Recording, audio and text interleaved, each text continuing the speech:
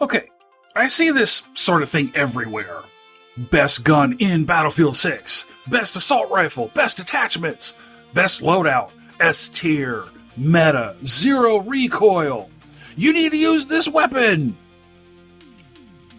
And apparently, if I don't immediately equip whatever weapon some content creator has currently declared the undisputed heavyweight champion of Battlefield 6, I've been playing the game wrong.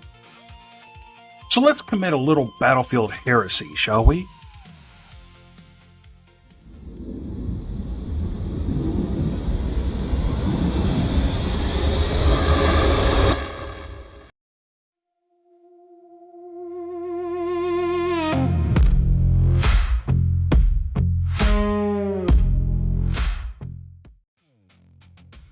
Now, let's not get this all twisted up. I'm not saying Hannibal hates loadout videos. Not at all. That's not what I'm saying. There are obviously objective differences between weapons in Battlefield 6. And no, I'm not saying you don't need to use this fucking gun. And before somebody starts typing furiously into my comment section, I'm not saying a specific weapon isn't good or isn't bad. Hell, it might be fantastic. It might have an incredible time to kill. It might have excellent recoil. It might mathematically outperform half the arsenal. So the creator recommending it might be completely correct about every statistic they're showing you. I, however, am asking a different question. Best for fucking whom? Because somewhere along the way, gaming culture started confusing statistically optimal with best for you. And those are not necessarily the same thing. I've said something on this channel repeatedly that I think applies here more than almost anywhere else. I cannot show you the right way to play Battlefield. I can only show you my way. And I think an awful lot of S-tier content would be healthier if both the creator and the viewer remembered that. So let's get into it. Fellas, this isn't astrology. A gun has numbers attached to it. Rate of fire, damage, damage drop-off, bullet velocity, magazine capacity, reload speed, recoil, accuracy, spread, handling characteristics, whatever. Attachments alter some of those characteristics. We can measure that shit. There are entire resources out there that build specifically around analyzing Battlefield weapon statistics, recoil, time to kill, and weapon comparison. And Battlefield Studios themselves recently explained that gunplay mastery involves 3 fundamental skills: aiming, recoil compensation, and weapon knowledge. They also specifically said every weapon has defining characteristics and that attachments can be tuned to better fit the player's style and skill. Keep that last part in the back of your head. We're coming back to it. So no, I'm not going to sit here and tell you all weapons are equal, guys. Just use whatever makes your heart happy. They're not equal. Some weapons objectively perform better than others under certain circumstances. Some weapons get nerfed because they're outperforming the intended balance, and some get nerfed because they're underperforming. Some have faster theoretical kill times. Some are easier to control. Some hit harder. Some dominate at close range, while others dominate at distance. All that is real.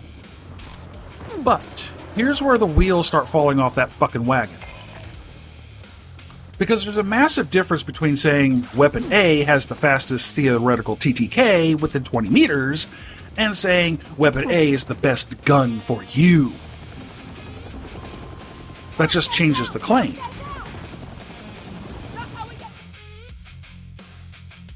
Let's use a stupidly simple example. I have Gun A. Gun A theoretically kills somebody in 20 milliseconds. And I have Gun B. Gun B theoretically kills somebody in 250 milliseconds. Therefore, Gun A is better. Right? Well, maybe. Can you control Gun A and hit the target? Can you keep the reticle where it needs to be? Are you fighting inside the distance where the theoretical advantage exists? Are you moving? Is the other guy moving? Did you acquire the target first? Did you miss the first round? Did you miss the second? Are you bursting? Are you mad dumping? Who's sprinting? Were you already aimed? Are you playing aggressively or defensively? Are you pushing objectives, holding lanes, flanking, or suppressing? Are you using mouse and keyboard or controller? Do you naturally fight at 30 meters, 10 meters, fucking 75? Because the theoretical TTK assumes something extremely important. You actually fucking hitting the target. The spreadsheet knows everything about the weapon. It knows absolutely nothing about the weirdo holding it. And today we're dissecting the idea that S tiers are suggestions, not gospels. And this is where DICE kind of makes part of my argument for me. Again, Battlefield Studios says mastery isn't merely weapon selection. It's aiming, recoil compensation, weapon knowledge. They specifically discuss learning the character of individual weapons, deeper firing techniques such as burst shots, and selecting attachments according to your skill and playstyle. That's important because the people who actually designed this gunplay system aren't describing a magic hierarchy where S-tier gun equipped equals victory. They're describing an interaction between the weapon and the person operating the weapon. So let's create a very scientific Hannibal equation.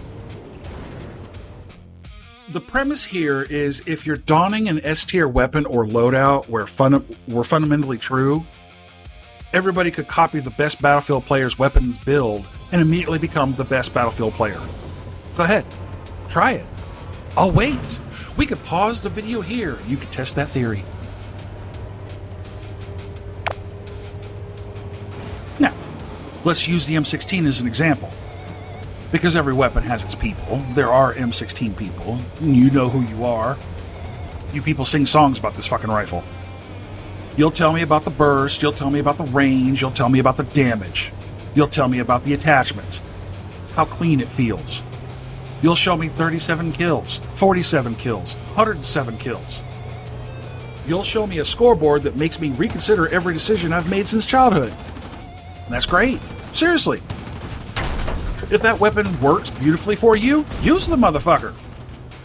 But none of your M16 hymns are going to magically change how I interact with that weapon. You could tell me, Hannibal, this thing is objectively incredible. Cool. You could show me the numbers. Great. You could show me the build. Fantastic. You could show me the recoil pattern. Wonderful. Then I could pick it up and discover, I fucking hate this thing. I don't. I'm just saying that I could for the sake of argument. Okay, now what? Did mathematics break somehow? No. Did the gun suddenly become bad? Also no. Did the creator lie? No. The missing variable entered the equation. Me. And here's where the concept of a universal ranking starts getting even stranger. You don't even have to introduce different players yet. Just change the environment. Current Battlefield 6 ranking resources already categorize weapons differently according to mode and context. One current meta resource separates rankings across multiplayer, ranked, and battle royale rather than pretending one universal hierarchy applies identically everywhere. Other rankings describe individual weapons very differently according to engagement distances. A current community list, for example, places the Cord and the NVO in S tier for assault rifles while describing the TR7 as having extremely fast TTK inside roughly 10 to 20 meters, but demanding greater recoil control and magazine discipline. The same list calls the QBZ a better choice specifically for players who prefer stability and ease of use. Now, go back and listen to those descriptions again. Players who prefer stability requires skill, close range, mid-range. We're already adding qualifiers, which means we're no longer saying best.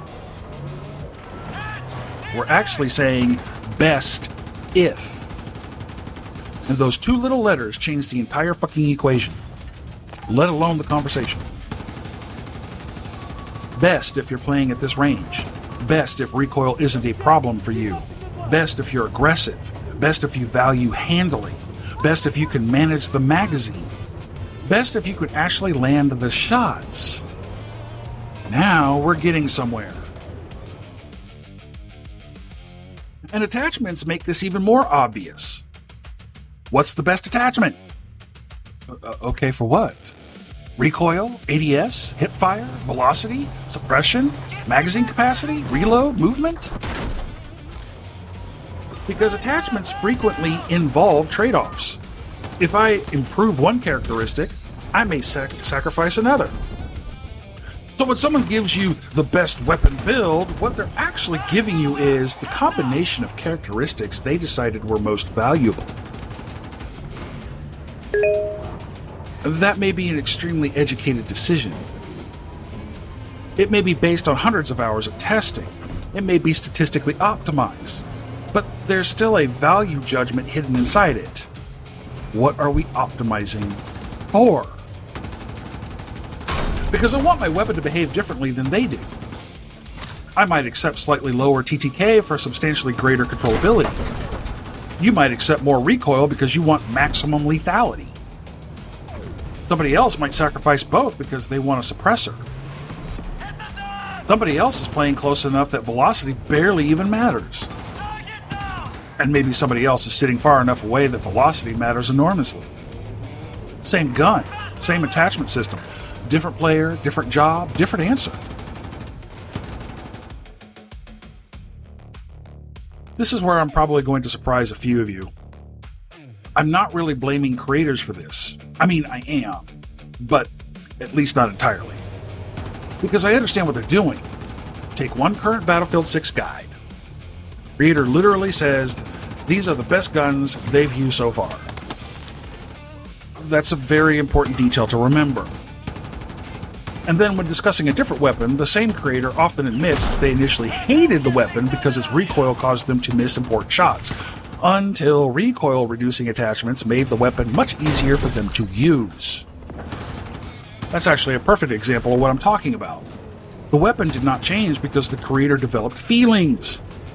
Their ability to perform with the weapon changed because the build became better suited to their ability to control it.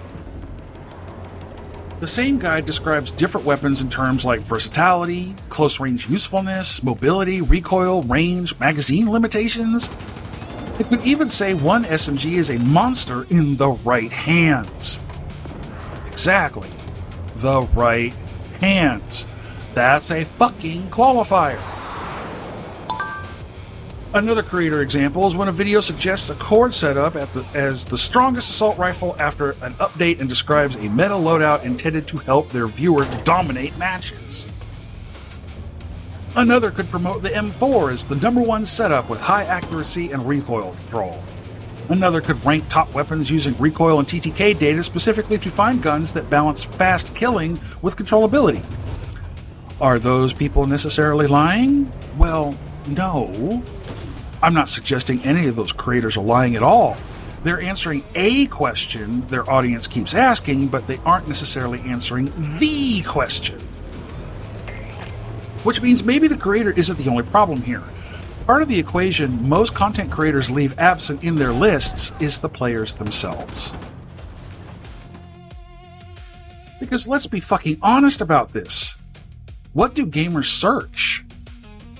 Could somebody please provide a nuanced analysis of which assault rifle characteristics best complements my individual combination of accuracy, engagement distance, recoil compensation, movement style, and tactical objectives?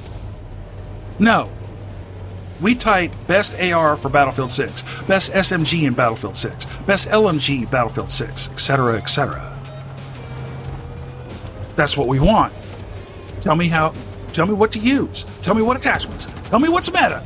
Give me the answer. And content creators give us exactly what we asked for. Because there's a reason. The best gun in Battlefield 6 makes a better thumbnail than, here are 7 potential useful weapons depending on your own personal limitations. Nobody's clicking that fucking video. Creators need clicks. Players want answers. So the ecosystem rewards certainty. And the problem is that some questions don't have universal answers. That's not necessarily deception, it's just packaging. The mistakes happen when recommendation becomes prescription. There's a school of thought I want you to remember, so gather round, children. A creator tells you this weapon works extremely well. Recommendation. A creator explains, here's the statistical reason. Okay, useful. A creator shows, here's my build. Potentially very useful. But somewhere between their screen and your screen, the information gets converted into, therefore, this is what I should be using. Whoa. Hold on a second. Try it first. My Discord discusses this concept all the time. And over the course of these conversations, I've heard all kinds of reasons why somebody considers a particular weapon the best. I can control it. It hits hard. I like it at range. The hip fire is stupidly ridiculous. I push objectives with it. Or sometimes it's simply, I can actually hit people with the fucking thing. And pay attention to those answers. Because those aren't necessarily descriptions of the weapon. They're descriptions of the relationship between the weapon and the player. And if 20 Battlefield players give me 10 different best weapons, maybe Battlefield doesn't have a universal best weapon. Maybe Battlefield has the weapon that best solves the problem you currently have.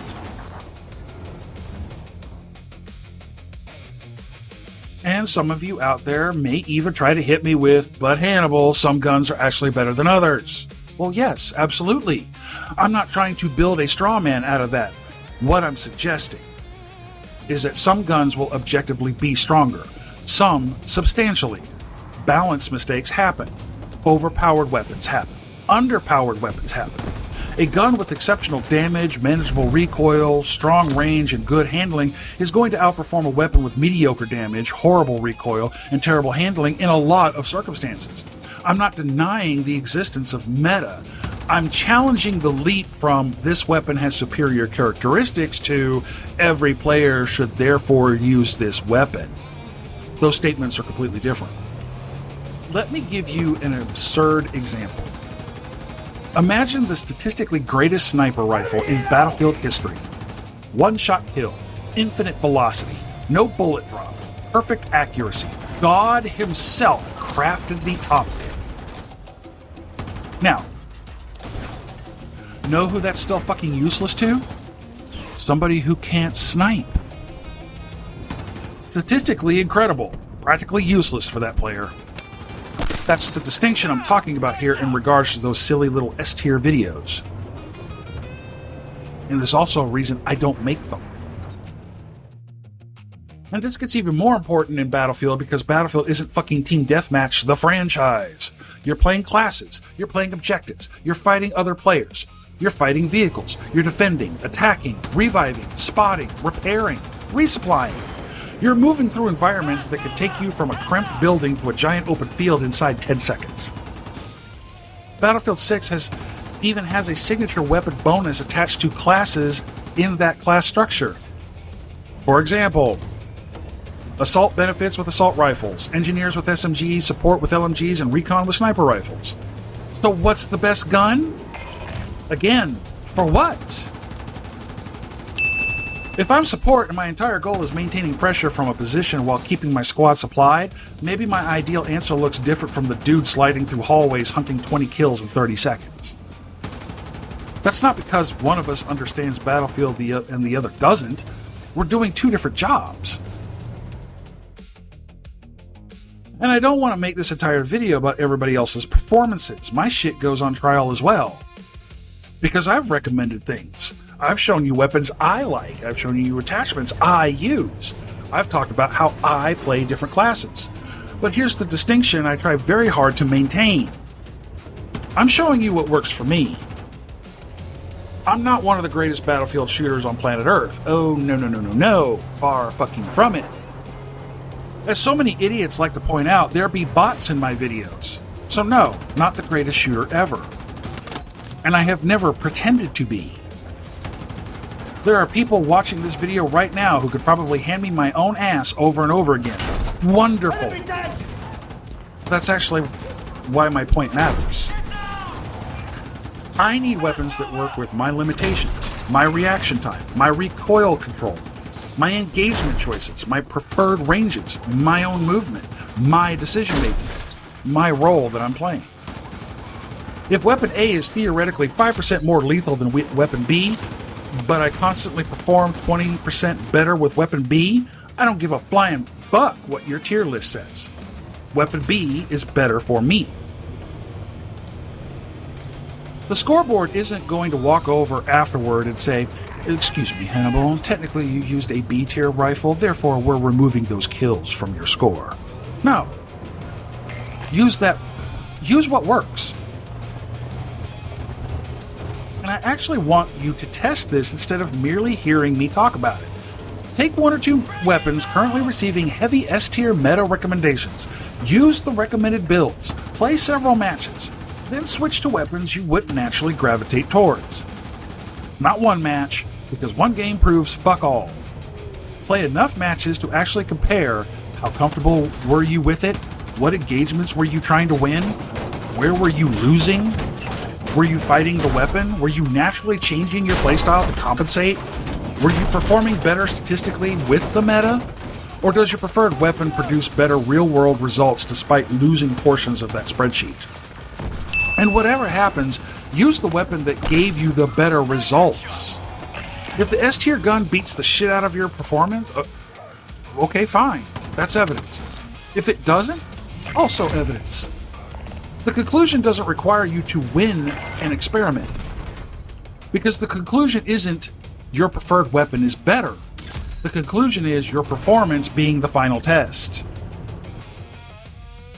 And yes, there's obviously value in S-tier content. I watch that shit too. Sometimes it can save you time. It can show you a weapon you may have overlooked. It can expose a balance issue, or explain why you're struggling with something. It can even help you understand the attachments. It can teach you about recoil, TTK, damage ranges, statistics. It can give you a great starting point. And if you're a brand new Battlefield player staring at 40-something weapons and thinking, what the fuck do I even start with? A tier list can be enormously useful. So by all means, start there, but don't stop there. That's my argument. Use S tier as information, not religion. Try the gun, try the attachment, try the creator's build, then modify it. Take shit off, put shit on. Try something supposedly worse. Play Conquest or Breakthrough. Play a large or close quarters map. Figure out what actually solves your problem. Because eventually you need to stop asking, what does this creator perform best with? And start asking, what do I perform best with? And here's where I think the conversation actually ends up. Your real meta isn't necessarily a weapon. It's understanding how you engage with it. If you're terrible at recoil compensation, build around control. If you're extremely accurate, maybe you can exploit higher damage weapons that punish missed shots. If you're consistently pushing close-range objectives, well, stop building your weapon around hypothetical 70-meter engagements you rarely have. If you naturally fight from distance, maybe the close-range TTK King doesn't mean shit to you. If you're using an attachment because somebody told you it's mandatory but you personally hate how the gun handles with it, take the fucking thing off. The best setup is the one that maximizes your ability to accomplish what you're trying to accomplish. And yes, sometimes that will be an S-tier meta build. Excellent, use it. Sometimes it won't be though. Also excellent, use that. So here's my verdict. S-tier isn't bullshit. Weapon statistics aren't bullshit.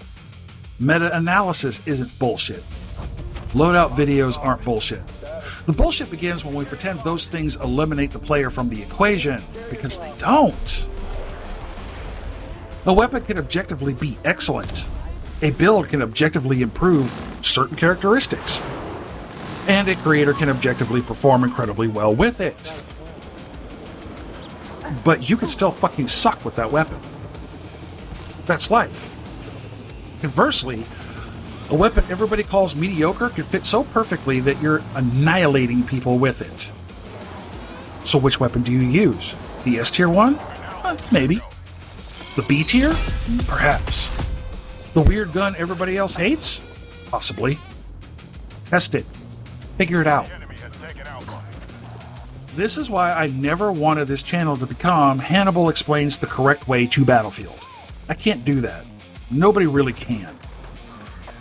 I can explain mechanics, I can show you statistics, I can tell you what I've learned, I can show you mistakes I've made, I can tell you what works in my hands, I can tell you why I make the decisions I make, but I cannot show you the right way to play this game. I can only show you my way.